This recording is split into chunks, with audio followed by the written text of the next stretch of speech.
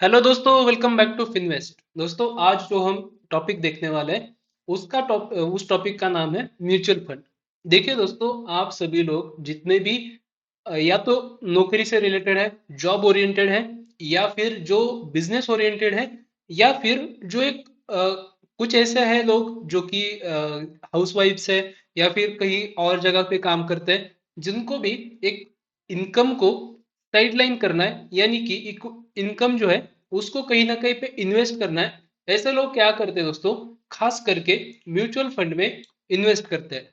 ठीक है, कुछ लोग होते हैं जो स्टॉक मार्केट में भी डालते हैं, लेकिन ज्यादातर जिस तरीके से गवर्नमेंट ने जो है लोगों के बीच में अवेयरनेस फैलाया है, उस तरीके से म्यूचुअल फंड्स जो है आजकल के इन्वेस्टर्स के सबसे चहीते बन चुके हैं। राइट। तो अभी आप देख रहे होंगे, यहाँ पे मैंने आपके सामने न्यूज लगा के रखी है। यहाँ पे क्या दिख रहा है, ईयर एंडेड 2024। राइट, मतलब ईयर के एंडिंग तक जो 34 इक्विटी म्यूचुअल फंड्स है, उन्होंने क्या किया है, delivered negative returns to investors in 2024। ठीक है। अभी ये जो न्यूज आपको दिख रहा है वो थोड़ा सा आपको भी लग रहा होगा कि कहीं ना कहीं पे गड़बड़ी है। राइट।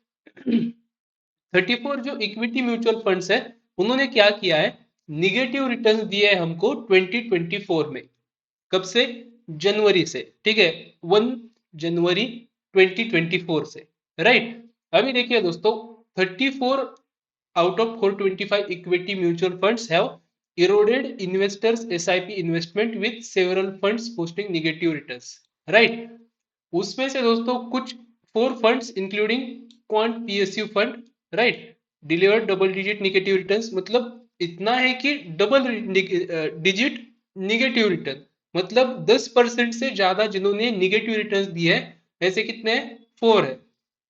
ठीक है। उससे उसके बाद with the quant PSU fund reporting negative of rupees of 20.28%। ठीक है, मतलब 20.28% के निगेटिव रिटर्न्स इन्होंने दिए हैं। अभी वो कौन कौन से हैं उसके बारे में देख लेते हैं, और ऐसे में हमें क्या करना चाहिए, इसके पीछे के क्या रीजंस है, इसके बारे में भी थोड़ा देख लेते हैं। तो चलिए वीडियो को शुरू कर देते हैं। देखिए दोस्तों, यहाँ पे एक लिस्ट है जिसमें आपको देखिए क्वांट पीएसयू फंड जो है उसने 20.28% का निगेटिव रिटर्न दिया है। उसके बाद Quant ELSS tax saver fund है। उसके बाद आदित्य बिरला है जिन्होंने 11 पॉइंट समथिंग के आसपास के निगेटिव रिटर्न्स दिए। उसके बाद आता है क्वांट का कंजम्पशन फंड। टोटल अगर देखो कि करंट वैल्यू, तो वो कितनी की है, ये है। ठीक है, तो पढ़ लेना है गाइज। उसका जो रिटर्न मिला है 9.66% का जो है माइनस रिटर्न मिला है। और क्वांटामेंटल फंड जो है उसने 9.61% का निगेटिव रिटर्न दिया है। तो आपको यहाँ पे पूरी की पूरी लिस्ट दिख रही होगी। दोस्तों, इन्होंने कहीं ना कहीं पे अच्छा खासा निगेटिव रिटर्न दिया है। ठीक है, उस तरीके से सेम जिस तरीके से अपना इक्विटी मार्केट चल रहा है।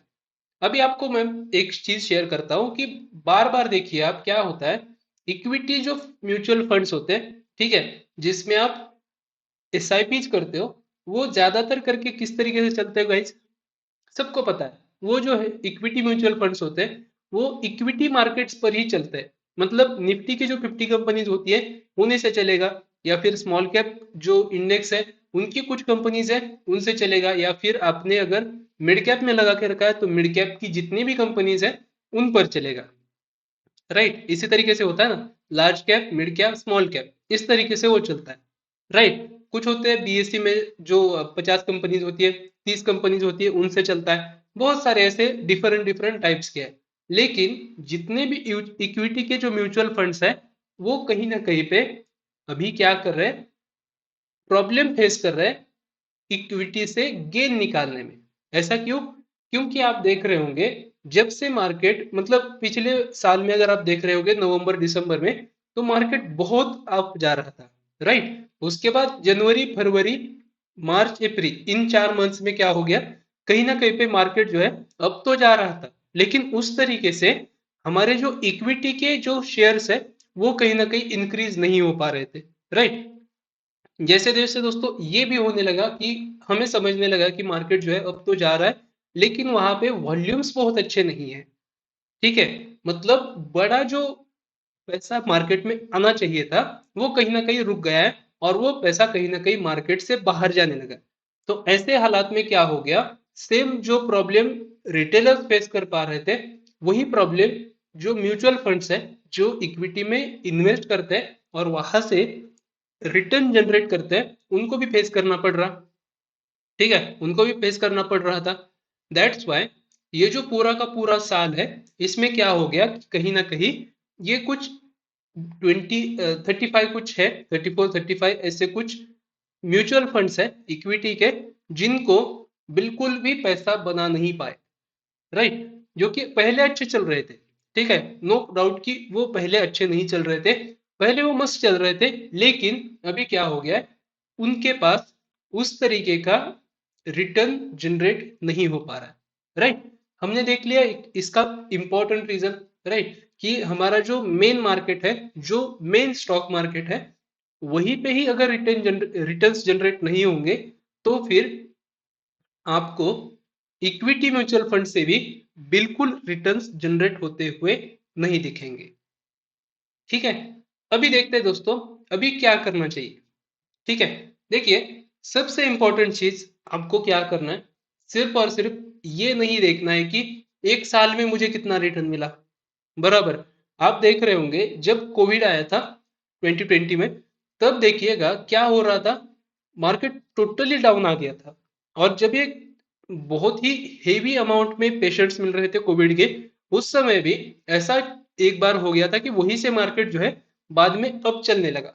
बराबर, यानी कि मार्केट दौड़ने लगा था वहीं से।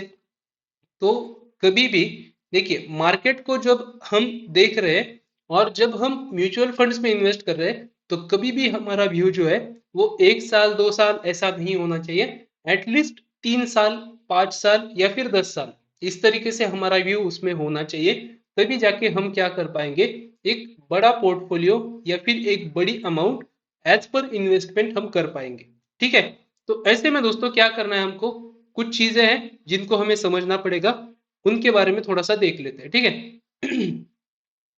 देखिए, कुछ चीजें मैं आपके सामने रखता हूं, उसको बस आप समझ लेंगे तो आपके लिए बहुत ज्यादा आसान हो जाएगा। ठीक है, देखिए, इसमें आप गलतियां क्या करते हो वो थोड़ा सा देख लेते हैं। ठीक है, मैं यहाँ से इपिक पेन ले लेता हूँ जिससे कि मैं टॉपिक यहाँ पे दिखा सकूँ आपके लिए।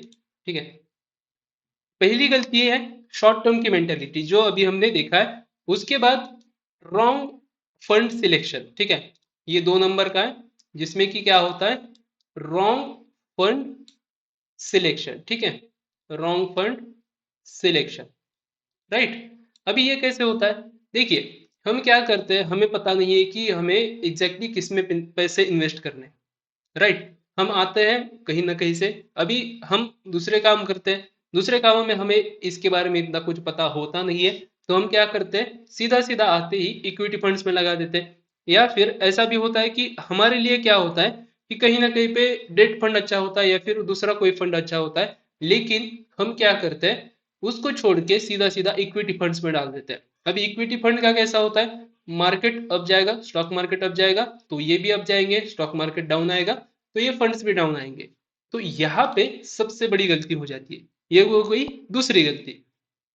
तीसरी सबसे इंपॉर्टेंट चीज, कि हमें क्या लगता है, मार्केट का जो टाइमिंग है, मतलब मार्केट जहां से अप जाएगा वहीं पे मैं बाय कर पाऊं, और जब मार्केट डाउन आने लगेगा वहीं से मैं अपनी इन्वेस्टमेंट निकाल पाऊं। राइट, ऐसा बहुत सारे लोगों को लगता है। तो ऐसे में ये चीज हो जाती है कि आप दोनों को नहीं पकड़ पाते, क्योंकि बड़े बड़े जो एक्सपर्ट है वो भी एक्यूरेटली ये नहीं बता पाते कि मार्केट कब जाके आपको जो है अप जाएगा, मतलब मार्केट कब जो है अप के लिए मूव करेगा या फिर कब जो है मार्केट डाउन आएगा।